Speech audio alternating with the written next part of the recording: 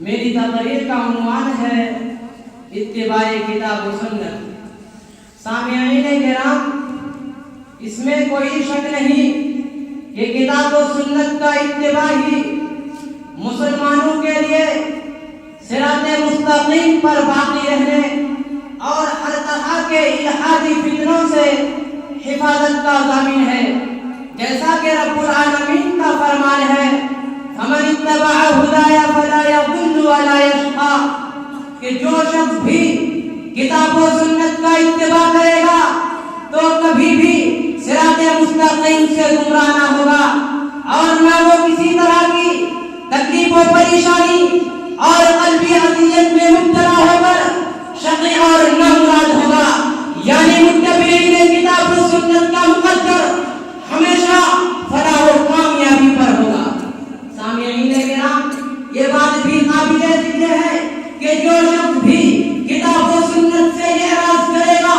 تو وہ اطمینان اور راحت و سکون کی زندگی سے اضطراب و پریشانی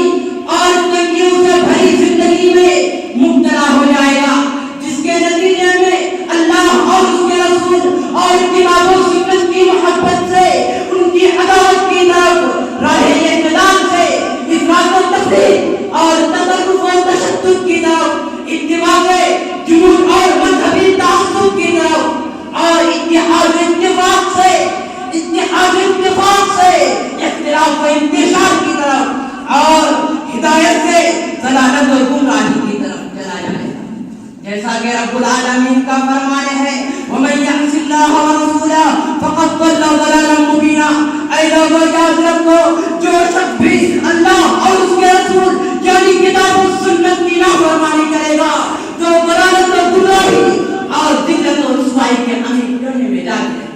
اور اللہ رب العالمین نے یہ بھی ارشاد فرمایا وَمَنْ أَعْرَضَ عَنْ ذِكْرِي فَإِنَّ لَهُ مَعِيشَةً ضَنكًا۔ اے لوگوں کان کھول کر سن لو، جو شخص بھی میرے ذکر یعنی میری کتاب قرآن کریم سے اعراض کرے گا اس کی زندگی صراط مستقیم سے بھٹک کر گمراہی، پریشانی اور تنگی میں مبتلا ہو جائے گا۔ سامعین کرام، اس لیے اللہ رب العالمین نے